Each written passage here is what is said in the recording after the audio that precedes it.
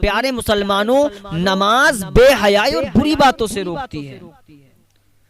آپ کو میں ایک عورت کا واقعہ بتاتا ہوں۔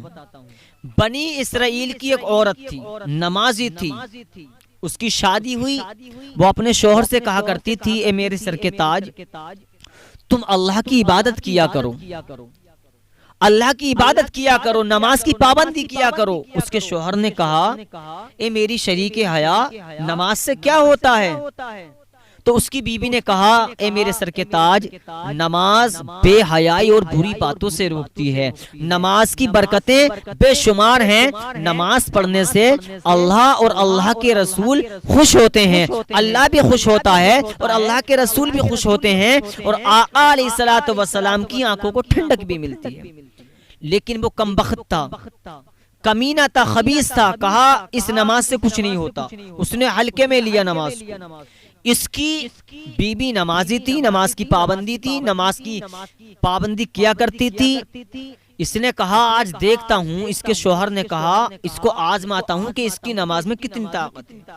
پیارے مسلمانوں، ہمیشہ بات ایک یاد رکھو، جس کو اللہ تعالیٰ نوازے، پورا زمانہ مل کر اس کی بے عزتی چاہے، وہ بے عزت نہیں ہو سکتا، اس لیے کہ اللہ تعالیٰ کا قرآن کہتا ہے کہ اللہ تعالیٰ جسے چاہے عزت دے، جسے چاہے ذلت دے۔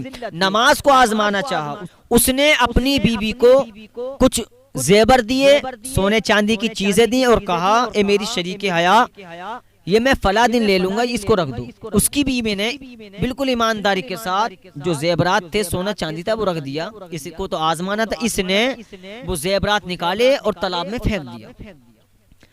اب ایک دو دن کے بعد میں اس نے کہا، اے میری بیوی، اے میری شریک حیا، آج مچھلی کھانے کا دل کر رہا ہے، کہو تو مچھلی خرید لاؤں؟ تو کہا اے میرے سر کے تاج، آپ کو جو چیز بنوانی ہے وہ آپ خرید لائیں۔ یہ بازار گیا، مچھلی خرید کر لایا۔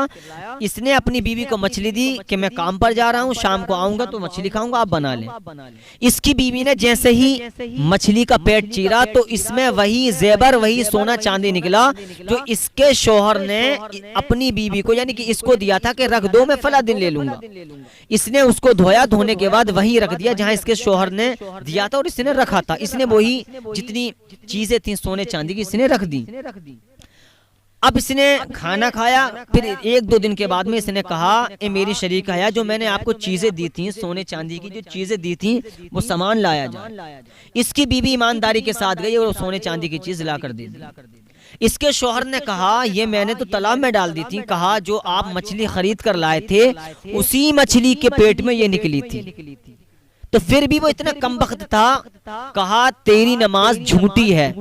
وہ پھر بھی انکار کرتا رہا۔ اس نے آخرکار تندور جل رہا تھا روٹی والا جس میں روٹی بنتی ہیں، اس نے اپنی بیوی کو ایسا دھکا دیا، ایسا دھکا دیا، اس کی بیوی تندور میں جا کر گری۔ لیکن جب اس نے دھکا دیا تھا تندور میں تو اس کی بیوی نے دعا کی تھی، یا اللہ آج میں اپنی لاج کی بات نہیں بلکہ اے مولا میں نے تیرے لیے عبادت کی ہے، میں نے تیرے لیے نماز پڑھی ہے، یا اللہ میری لاج رکھ لے۔ جب اتنا کہا ہے تو کتاب میں لکھا ہوا تھا پیارے مسلمانوں، جیسے ہی اس کے شوہر نے دھکا دیا، جیسے ہی اس کی بیوی تندور میں جا کر گری، آگ بالکل ٹھنڈی ہو گئی۔ یہ کس کی برکت تھی پیارے مسلمانوں؟